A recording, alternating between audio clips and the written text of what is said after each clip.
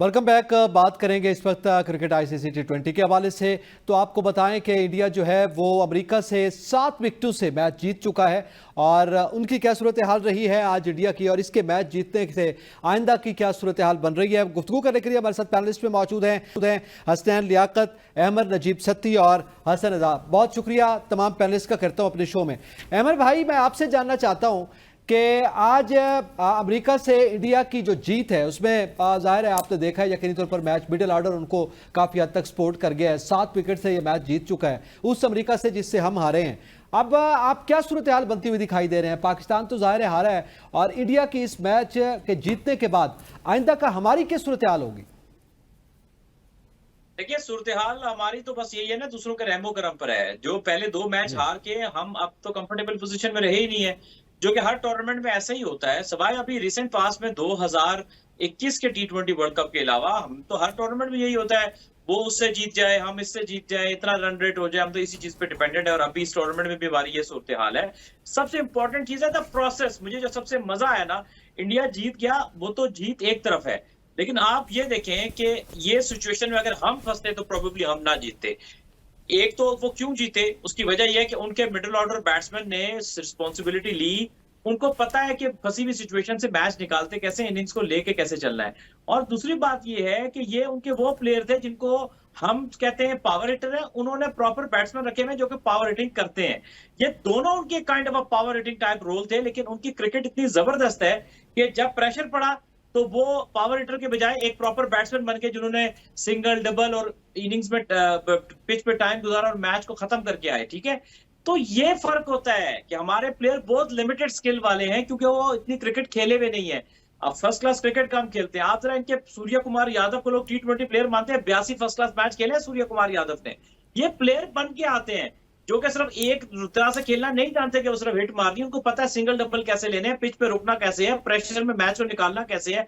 आज उन्होंने supreme example किया। आप सुप्रीम फिट हैं, आप प्रॉपर प्लेयर बनकर बड़े लेवल पर आए हैं, तो आप किसी भी सिचुएशन के हिसाब से एडजस्ट कर जाते हैं। तो ये आज इंडियन क्रिकेट के सिस्टम की जीत है, सिर्फ इंडिया की टीम की जीत नहीं है। सही है। अच्छा, इसी पे हसनैन आप क्या समझते हैं? ज़ाहिर है उनके सिस्टम की जीत है और हमारे सिस्टम पे ही एक बड़ी तनकीद आती है। आज इंडिया का आपने मैच देखा है, उनकी जीत भी देखी है, आप क्या समझते हैं कि क्या फ़र्क था हमसे? देखें, बिल्कुल अहमद ठीक कह रहे हैं एतजाज़ के ये उनके सिस्टम की जीत है। आप देखिए, आपकी पाकिस्तान सुपर लीग की मिसाल ले लीजिए। यहाँ से जो भी प्लेयर आया इंटरनेशनल क्रिकेट में गया वो नाकाम हुआ, चाहे वो आसिफ अली हूँ, चाहे वो हैदर अली हूँ, चाहे वो हारिस हों, फिर अभी उस्मान की मिसाल ले लें, आप आज़म खान की मिसाल ले लें। लेकिन जब हम इसको इंडिया के साथ कंपेयर करते हैं तो सूर्या कुमार यादव को देख लें, ऋषभ पंत को देख लें, रिंकू सिंह को देख लें, शिवम दुबे को देख लें, तो वो वहाँ पर कामयाब होते हैं। और उसकी रीज़न ये है कि एक तो इंडियन प्लेयर्स बाहर की लीग्स नहीं खेलते, दूसरा ये है कि वो पूरा साल जो आईपीएल खेलने के बाद अपने डोमेस्टिक में मसरूफ़ होते हैं और वो डोमेस्टिक में भी 50, 100, 70 मैचेस उन्होंने खेले होते हैं। इस वजह से उनकी टेक्निक में कोई इतना ज़्यादा फॉल्ट नहीं होता। और हमारे यहाँ ये होता है कि आप डोमेस्टिक में 60 नहीं 160 मैच खेल लें या 600 मैच खेल लें, जब तक आपके हवाले से पीएसएल में आपकी परफॉर्मेंसेज नज़र नहीं आएंगी, आपके हवाले से आवाज़ नहीं उठाई जाएगी तो आपको ऊपर नहीं लाएंगे। जब आपके हवाले से आवाज़ उठाई जाएगी तो कुछ नहीं देखा जाएगा कि आप टेक्निकली स्ट्रांग है नहीं है, आप जो वर्ल्ड कप की कंडीशंस हैं या फिर किसी मुल्क की कंडीशंस हैं उन पे पूरा उतरते नहीं उतरते, बस उसके बाद आपको गारंटी दे दी जाती है। सो ये वाकई हमारे सिस्टम की खराबी है और इसमें हमें सोचना चाहिए, क्योंकि आप सिर्फ एक तने तनहा पीएसएल से अपनी टीम नहीं बना सकते। जब तक आपकी पीएसएल की परफॉर्मेंसेस को आपकी डोमेस्टिक की परफॉर्मेंसेस बैक नहीं करेंगी तब तक आपको ये प्रॉब्लम रहेगा। और दूसरा, जहाँ तक आपने इफ एंड बट्स का ताल्लुक है तो देखिए हमारे साथ तो हमेशा इफ एंड बट्स होता है। हम कुदरत के निज़ाम का रोना रोते होते हैं कि फलां से जीत जाए, फलां से जीत जाए तो हम यहाँ पे पहुँचेंगे। मेरा तो अभी भी मौक़िफ़ ये है कि कौम उम्मीदें ज़रूर लगाए, हम दुआएं ज़रूर करें, लेकिन अगर ये टीम आगे नहीं पहुंचेंगी तो तब ये दुरुस्त होगी, क्योंकि ये कुदरत के निज़ाम के तहत किसी ना किसी तरह सुपर 8 में या सेमीफाइनल में पहुंच जाते हैं और उसके बाद ये स्याह सफ़ेद के मालिक बन के वापस बैठ जाते हैं और ये कहते हैं कि हम रिप्लेसेबल नहीं हैं। तो मेरा ख्याल है कि हमारे लिए अब ठीक होने के लिए यही सही वक्त है और अगर हम आगे ना पहुंचे तो हमें असर नो अपनी टीम को ठीक करना पड़ेगा।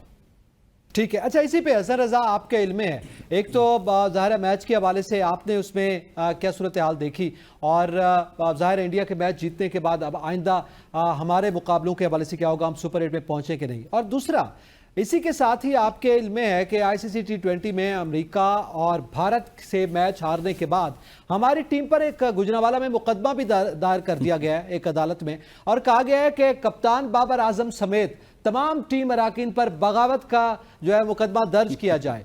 तो ये जो दरखास्त दी गई है उन पर मुकदमा दर्ज करने के हवाले से एक शहरी की जानिब से, इस पर आप क्या समझते हैं कि कितनी हद तक ये शायकीन के दिलों की आवाज़ है?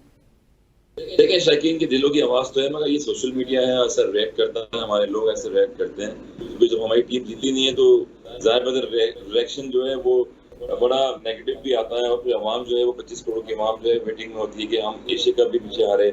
इसके बाद जो जितने भी मैचेस हो रहे थे, आयरलैंड की सीरीज थी वहाँ पर भी हारे हम, इंग्लैंड में देखें तो वहाँ पर भी मैचेस हुए, वो भी हारे, आयरलैंड से हम हार गए। अब कोई स्ट्रक्चर की बात कर रहे हैं आप, तो वही बात है कि डोमेस्टिक देखें आपकी होनी थी 5 साल बाद दोबारा क्लब क्रिकेट डोमेस्टिक बहाल हुई है अभी, और आपके चेयरमैन देखें, आपकी क्रिकेट बोर्ड में देखें, तब्दीलियां पे तब्दीलियां होती जा रही हैं मुसलसल, तो स्टेबिलिटी कहीं पर भी नहीं है, और पॉलिटिकली जो इशू चल रहे थे वही पाकिस्तान क्रिकेट में चल रहे हैं, लाइकिंग डिसलाइकिंग फेवर, ये चीजें चल रही हैं थ्रू आउट, और क्रिकेट को नुकसान हो रहा है। यही चीज है कि हमारा स्ट्रक्चर में और इंडिया के स्ट्रक्चर में जमीन आसमान का फर्क है।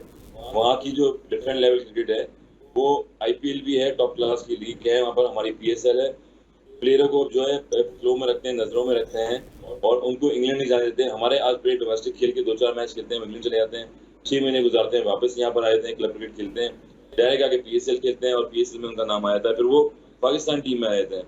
तो बहुत सारे फ्लॉज ऐसे हैं यहाँ पर कि बेसिक क्रिकेट हमारे यहाँ वो नहीं हो रही जिस तरह इंडिया में होती है। बहुत बड़े स्टेट्स हैं इंडिया में, और प्लेयरों को मोटिवेशन दी जाती है, उनको बताया जाता है, एक पूल में रखा जाता है कि आप 20-30 लड़के ऐसे हैं कि जो आप स्क्वाड का हिस्सा रहेंगे T20 में, 50 ओवर्स में, या एशिया कप में, या वर्ल्ड कप के आने में। तो अभी हमारे पता नहीं होता कि अगले दिन नवाज को खिला देते हैं, दूसरे दिन खुदी शाह को खिला देते हैं, तीसरे दिन आसिफ अली को खिला देते हैं, जमान खान को एशिया कप खिला दिया, उसके बाद फिर वापस ड्रॉप कर दिया, हसनैन पास बार कम है आपकी स्ट्रेंथ का नहीं पता, शाहनवाज दानी थ्रू आउट परफॉर्मेंस दे रहे हैं डोमेस्टिक में, उनका कोई पता नहीं है, कासिम अकरम जैसे बैटर्स परफॉर्म कर रहे हैं डोमेस्टिक में, कामल गुलाम जैसे कर रहे हैं, कोई पता नहीं है। तो ये फ्लॉज हैं, चीजें कंसिस्टेंसी पाकिस्तान क्रिकेट में नहीं है, इसकी वजह से आज ये USA, अफगानिस्तान और नीदरलैंड, स्कॉटलैंड की टीमें जो है इम्प्रूव कर रही हैं, उनको पता होता है इनका स्क्वाड ऐसा होता है कि वो फाइट बैक करते हैं। और रही बात आपने सवाल किया केस की, अब एक मैच रह गया आयरलैंड का, आप अपना रन रेट अच्छा करें और जिस तरह से आप खेलते हैं उसी तरह से खेलें पॉजिटिव क्रिकेट। तो मेरे ख्याल में USA ने देखें फाइट तो की, मगर उनके कैप्टन कह रहे हैं कि अगर इंडिया के खिलाफ 30 से 35 रन हमारे मजीद और होते तो हम फाइट करते।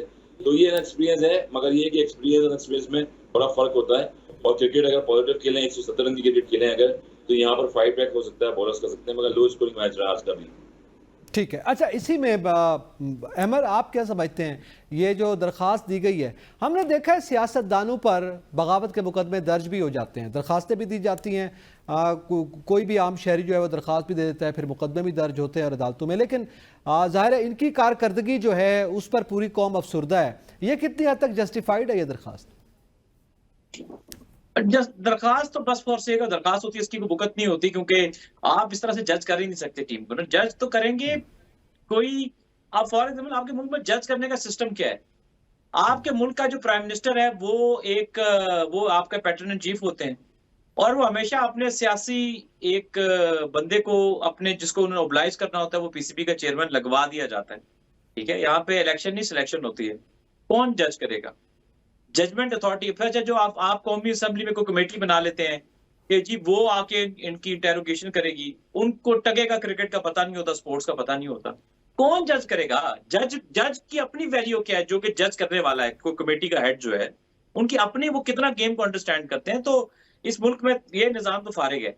बस एक ही है कि कोई PCB का चेयरमैन ठीक आ जाए, जो कि अभी है नहीं। तो ये है कि फिर देखिए ना, बात ये है, अब मोहसिन नकवी साहब विद ड्यू रिस्पेक्ट वो कह रहे थे कि यार एक ऑपरेशन होगा और हमें वो बड़ा सर्जरी ऑपरेशन, बड़ा ऑपरेशन, एक तो बड़ा ऑपरेशन होगा, सर्जरी होगी ना, तो मोहसिन नकवी बड़ा ऑपरेशन, हाँ अब बड़ा ऑपरेशन। तो वो मैं कह रहा हूँ कि बात यह है कि मोहसिन नकवी साहब आप शायद कंस्ट्रक्शन का काम तो बहुत अच्छे से करवा लेंगे, बिल्डिंग नहीं बनवा लेंगे, लेकिन आप डेफिनेटली, आपको भी पता है, हमें भी पता, आपको क्रिकेट का आइडिया नहीं है।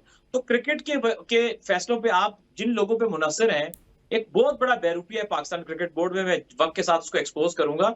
जो पहले एक वकील था, बाद में लॉ वाला था, और PCB के, सोचिए सबसे की पोजीशन जो PCB की एस्टेब्लिशमेंट है कि एक वकील था और वो अब एक टॉप पोजीशन पर है। तो वो लोग बता देना, बता दे, चीजें चला रहे हैं। आज मौका भी है, सर, दस्तूर बात भी तो है, समझने बता दें वाले- अमर भाई। नहीं, समझने वाले समझ गए हैं, जिनको पता है मैं किसकी बात कर रहा हूँ, तो वो लोग अच्छा, की ठीक है। डिसीजंस ले रहे हैं। सही और है। वो पीसीबी के चेयरमैन को लेके बाकी सब लोगों को तिगनी का नाच ऐसे ऐसे नचाते हैं। ये लोग डिसीजन मेकर है पीसीबी के, तो सोचे सारी मुल्क की और सर क्रिकेट वो किस हर तरफ जा चेयरमैन रही की है। खुशामद भी तो करते हैं, ये तो बता दें। हाँ, तो यही तो कह रहा हूँ, शीशे पे उतारते हैं। दो लोग जो सबसे टॉप पोजीशन पर है, जो पीसीबी के दो परमानेंट एम्प्लॉयज है, दोनों नॉन क्रिकेटर्स। क्रिकेट का लेना देना नहीं, तो आपकी क्रिकेट तो इसीलिए पीछे जा रही है सर, कैसे जाएगी ऊपर।